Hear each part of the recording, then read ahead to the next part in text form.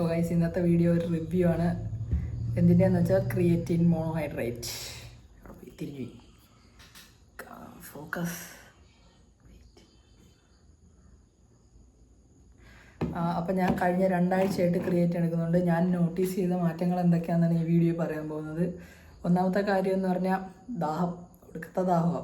നന്നായിട്ട് വെള്ളം കുടിക്കും. അപ്പം വെള്ളം കുടിക്കുന്നതുകൊണ്ട് ഒരുപാട് ബാത്റൂമിൽ പോകുന്നതുകൊണ്ട് ഫേസൊക്കെ ഡീബ്ലോട്ടായി നല്ല രീതിക്ക്. പിന്നെ രണ്ടാമത്തേന്ന് വെച്ചാൽ എനർജി ത്രൂ ദ റൂഫാണ്. എന്ന് വെച്ചാൽ ഞാൻ വിചാരിച്ചില്ല ഇത്രയും പൊട്ടൻഷ്യൽ കാണും. അതായത് ഇത് ക്രിയേറ്റിൻ കൺസ്യൂം ചെയ്യാൻ തുടങ്ങി ഒരു 1 വീക്ക് കഴിഞ്ഞപ്പോഴത്തേക്ക് വെയിറ്റ് ലോഡ് ചെയ്യാൻ പറ്റുന്നുണ്ട്. നല്ല രീതിക്ക് വെയിറ്റ് പോകുന്നുണ്ട്. പിന്നെ ആ ഒരു സോറിങ്, നമ്മൾ വർക്കൗട്ടിൻ്റെ ഇടയിൽ വെയിറ്റ് പുഷ് ചെയ്യുമ്പോൾ ഒരു ഇത് വരുന്നില്ലേ, കൈ കിഴക്കുന്ന സോർനെസ് വരത്തില്ല. മസിൽ സോർനെസ് വരുന്നത് ഭയങ്കര ലേറ്റായിട്ട്. അത്യാവശ്യം നല്ല രീതിക്ക് നമുക്ക് വെയിറ്റ് പുഷ് ചെയ്യാൻ പറ്റും.